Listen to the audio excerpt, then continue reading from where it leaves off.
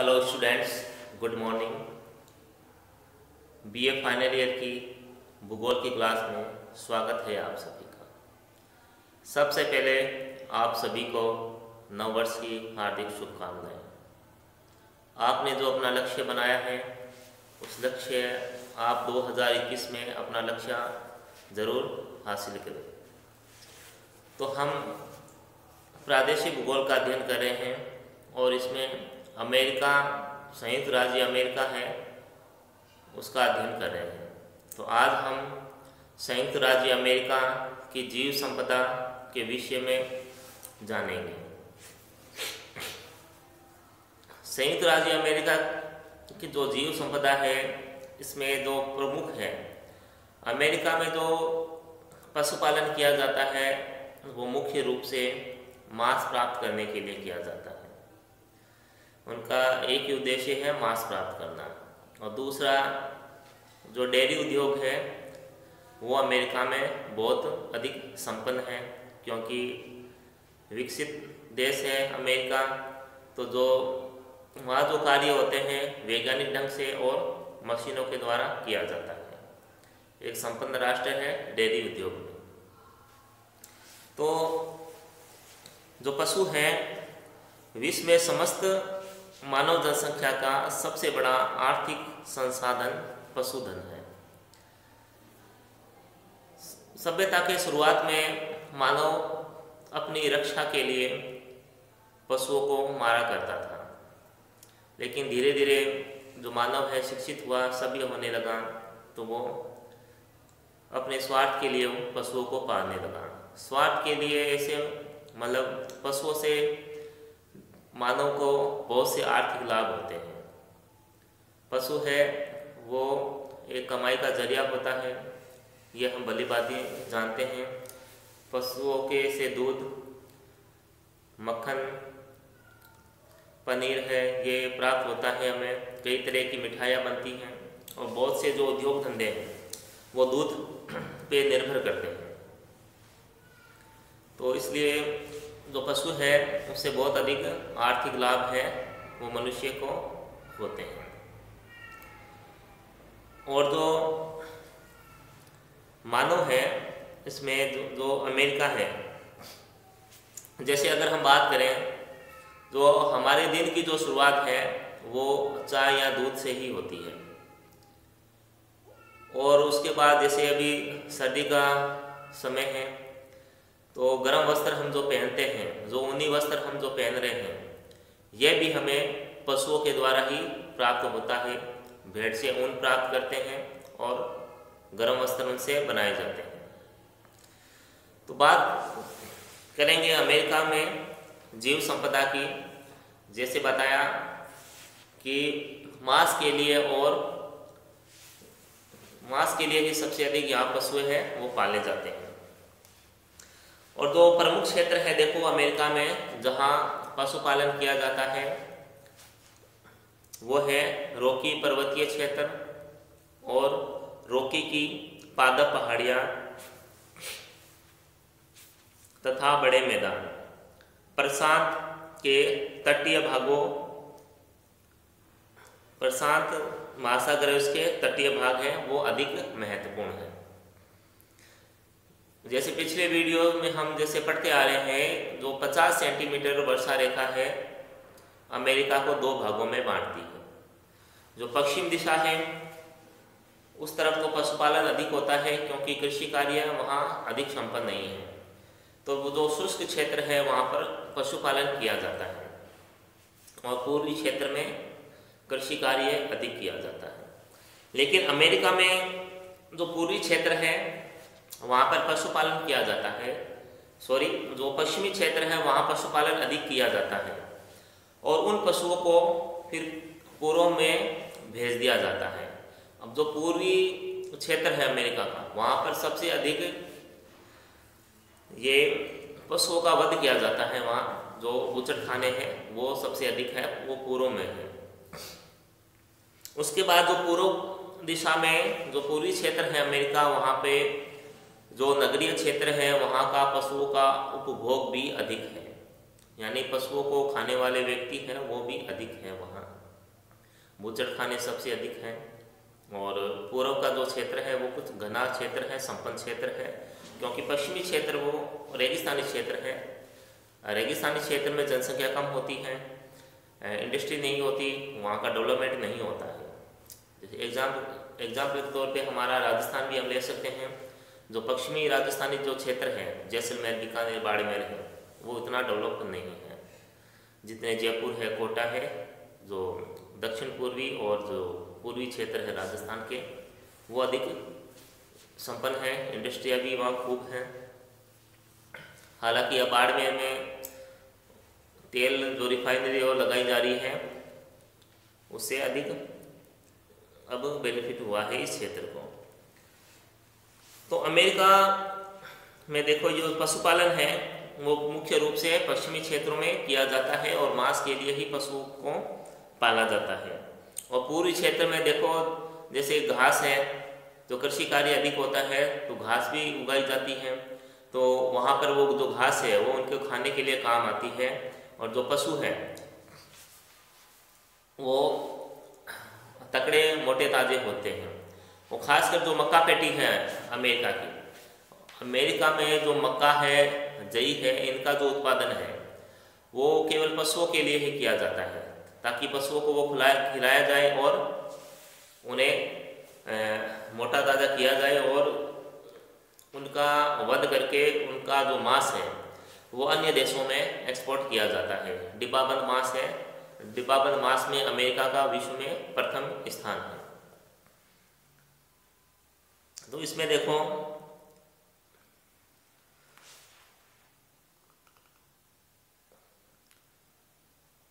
तो वहाँ पे जो पशुपालन है व्यापारिक ढंग से होता है। अमेरिका में जो पशुपालन है व्यापारिक ढंग से होता है, और व्यापारिक ढंग से होना ही है क्योंकि ये विश्व में प्रथम स्थान रखता है अमेरिका मांस उत्पादन में। इसके बाद देखो,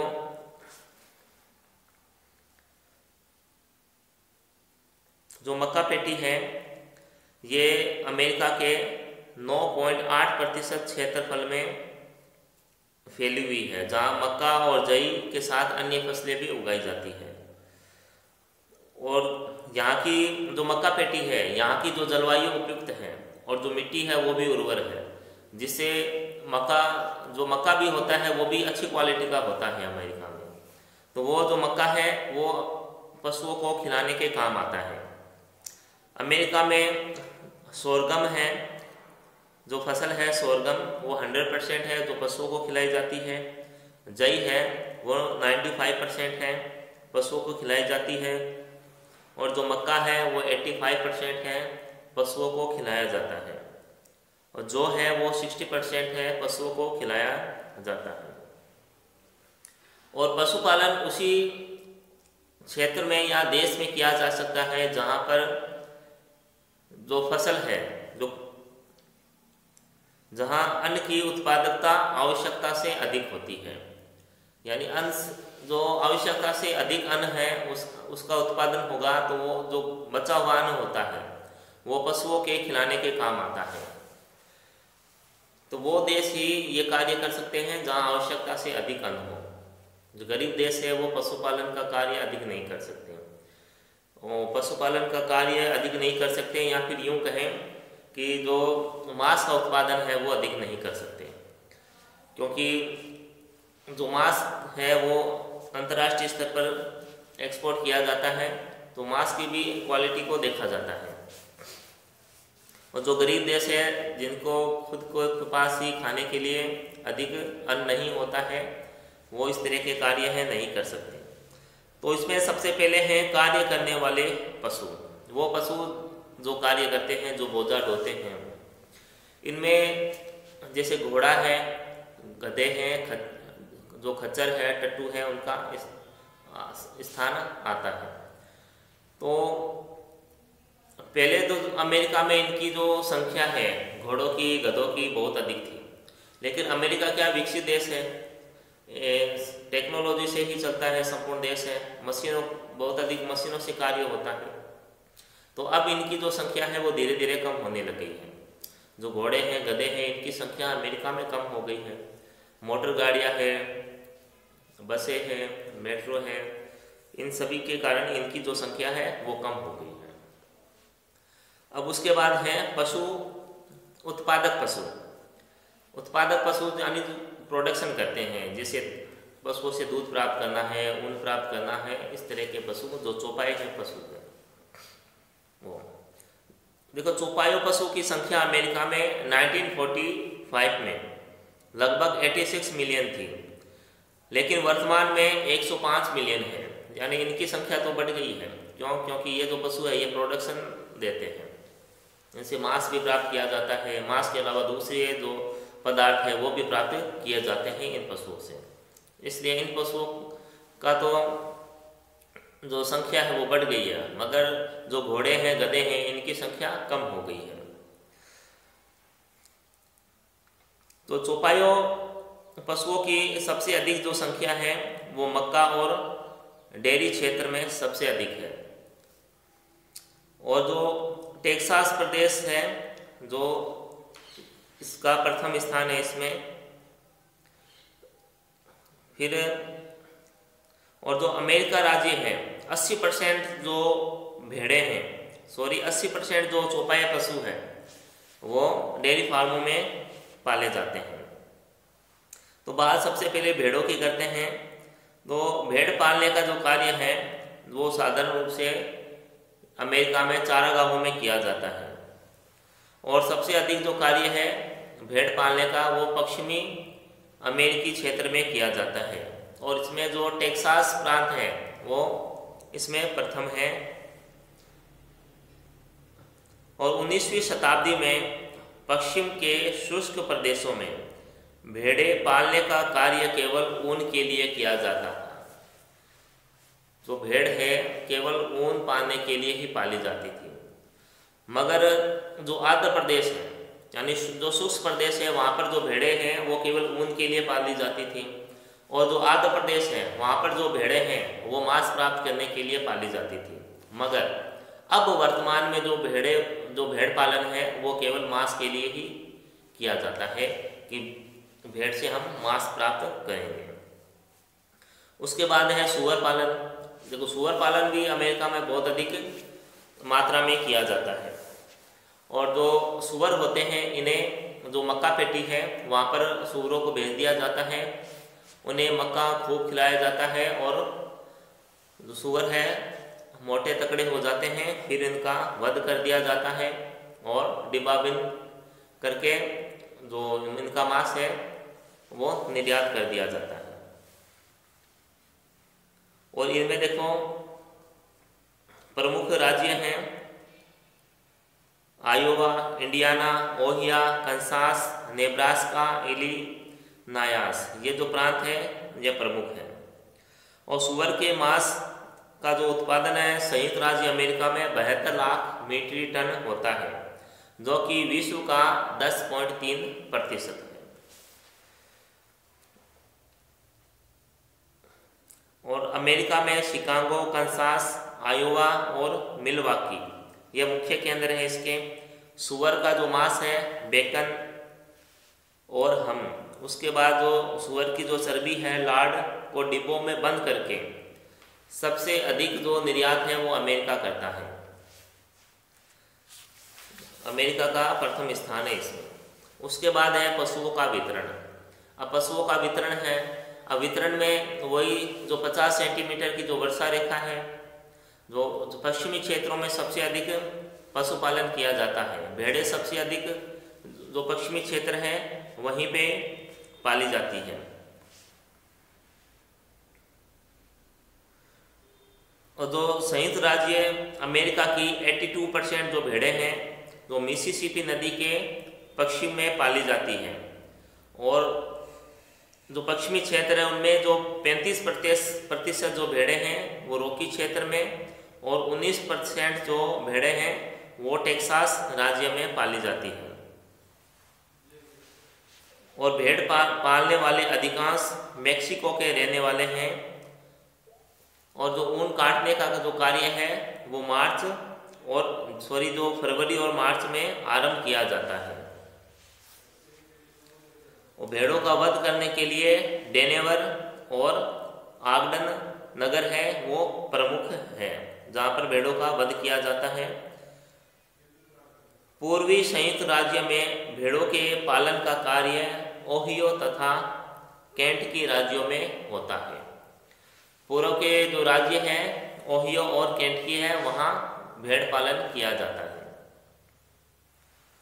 उसके बाद पश्चिम में जानवरों का भरण पोषण प्राकृतिक घास पर जो 50 सेंटीमीटर जो वर्षा रेखा है केवल पशुपालन है वो केवल प्राकृतिक घास पे ही निर्भर नहीं है, तो वहाँ पर घास उगानी पड़ती है। सिंचाई के द्वारा जहाँ सिंचाई के साधन है वहाँ पर घास उगाना ही पड़ता है।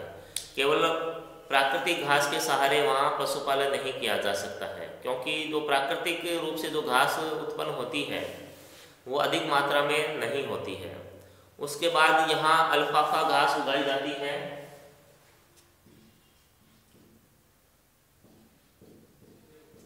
अल्फाफा घास है वो उगाई जाती है। अल्फाफा घास है इसकी जड़ें बहुत गहरी होती हैं और एक बार ये घास उगाने के बाद ये 10 बार इससे जो फसल है वो प्राप्त की जा सकती है। तो पशुओं को खिलाने के लिए अल्फाफा घास है वो उगाई जाती है पश्चिमी भागों में।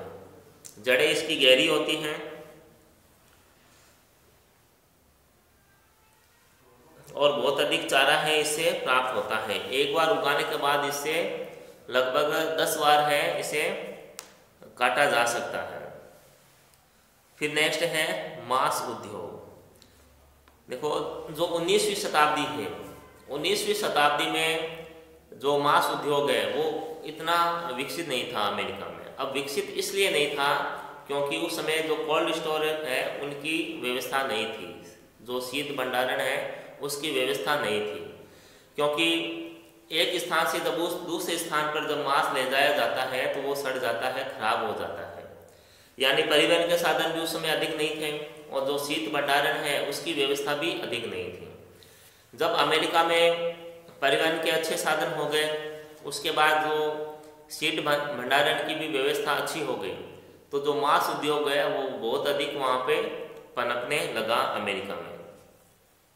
और जो उससे पहले जो मांस का जो कार्य है वो केवल स्थानीय स्तर पे ही होता था।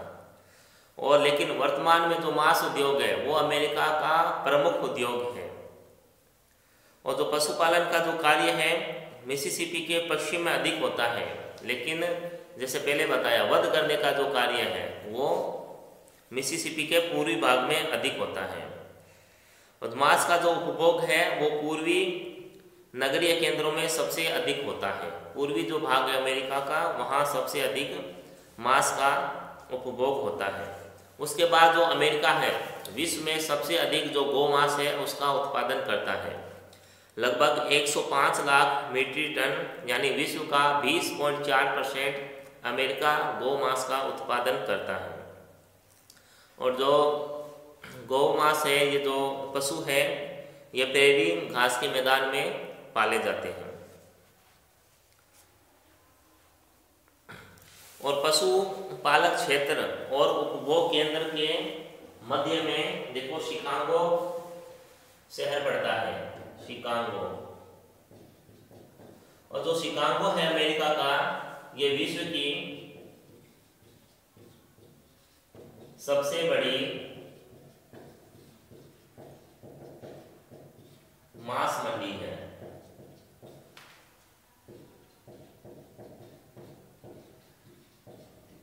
शिकागो है ये विश्व की सबसे बड़ी मांस मंडी है शिकागो।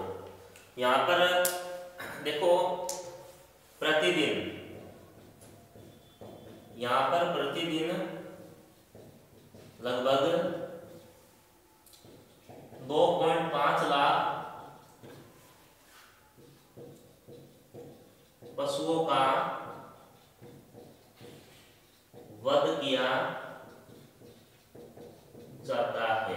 ठीक है, लगभग 2.5 लाख पशु है यहाँ प्रतिदिन उनका वध है वो किया जाता है शिकागो में, जो कि विश्व की सबसे बड़ी मांस मंडी है। यानी बहुत अधिक मात्रा में पशुओं को यहाँ काटा जाता है, फिर डिब्बा बंद किया जाता है, पैकिंग की जाती है उनकी और उसको एक्सपोर्ट किया जाता है। और इसमें देखो जो मांस उद्योग है उसमें अमेरिका की 4 प्रमुख कंपनियां हैं, स्वीपर, आर्मर, कुडाही और विल्सन। ये 4 कंपनियां हैं, इनके हाथ में ही ये मांस उद्योग है मुख्य रूप से। उसके बाद है देखो अमेरिका का डेयरी उद्योग। अब डेयरी उद्योग है अमेरिका का, ये भी विकसित अवस्था में है, क्योंकि अमेरिका विकसित देश है और वैज्ञानिक ढंग से और यंत्रों के माध्यम से यहाँ जो पशुपालन है वो किया जाता है, डेयरी का जो कार्य है वो किया जाता है। जो डेयरी उद्योग है इसका जो विस्तार है न्यू इंग्लैंड से मिनीसोटा और आयोवा तक इसका विस्तार है। संयुक्त राज्य अमेरिका का डेयरी क्षेत्र मिनीसोटा से अंध महासागर तक विस्तृत है। इसके उत्तर में उत्तरी वन क्षेत्र और दक्षिण में सघन कृषि क्षेत्र है, मुख्य रूप से मक्का पेटी इसके दक्षिण में है। और इसमें देखो आगे जो डेयरी पेटी है अमेरिका की उसे निम्न भागों में विभक्त किया गया है। न्यू इंग्लैंड क्षेत्र, उत्तरी अपलेशियन क्षेत्र, ओंटेरियो प्रायद्वीप, दक्षिणी मिशिगन, विस्कॉन्सिन, मिनीसोटा और प्रशांत तटीय प्रदेश। इन भागों में अमेरिका की जो डेयरी उद्योग है उसे विभक्त किया गया है। उसके बाद अंत में है इसका मत्स्य उत्पादन यानी मछली उत्पादन। मछली उत्पादन में अमेरिका का विश्व में तीसरा स्थान है। और मछली उत्पादन देखो यहाँ ये प्रशांत तटीय क्षेत्र से भी किया जाता है और जो अंध महासागर का जो तटीय क्षेत्र है वहाँ से भी किया जाता है। अंध महासागर में गल्फ स्ट्रीम की गर्म जलधारा और लेब्राडोर की जब ठंडी जलधारा आपस में मिलती है तो एक ग्रांड बैंक है, तो वहाँ से बहुत अधिक मछलियों का उत्पादन है। उत्पादन मतलब वहाँ से बहुत अधिक मछलियाँ हैं वो पकड़ी जाती हैं। देखो गल्फ स्ट्रीम,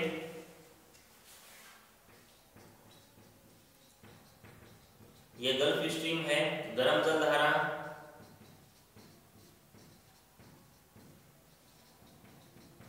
और लेब्राडोर ये है ठंडी जलधारा। देखो ये दो धाराएं हैं, यहाँ ग्रांड बैंक है, ये जलधाराएं विपरीत स्वभाव की जो जलधाराएं आपस में जब मिलती है तो मछलियों का अधिक उत्पादन यानी अधिक मछलियां यहाँ पर पाई जाती है ग्रांड बैंक में।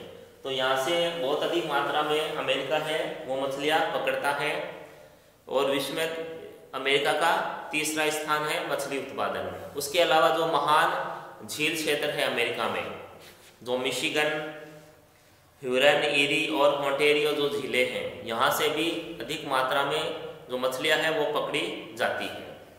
तो ये अमेरिका का जीव संपदा है वो पड़ा है। अमेरिका में देखो जीव संपदा में मुख्य ही जो है वो मांस उद्योग ही है अमेरिका का। जो पशु है वो मांस के लिए पाले जाते हैं। मक्का पेटी में पशु है वो पाले जाते हैं। मक्का पेटी अमेरिका की प्रसिद्ध है। यहाँ पशु को पालते हैं, उन्हें मक्का और कई जो फसलें हैं वो खिलाई जाती है, उन्हें मोटा तगड़ा किया जाता है और उनका वध किया जाता है। तो ये था अमेरिका का जीव संपदा। तो आज के लिए इतना ही। तब तक घर पे रहें, स्वस्थ रहें। धन्यवाद।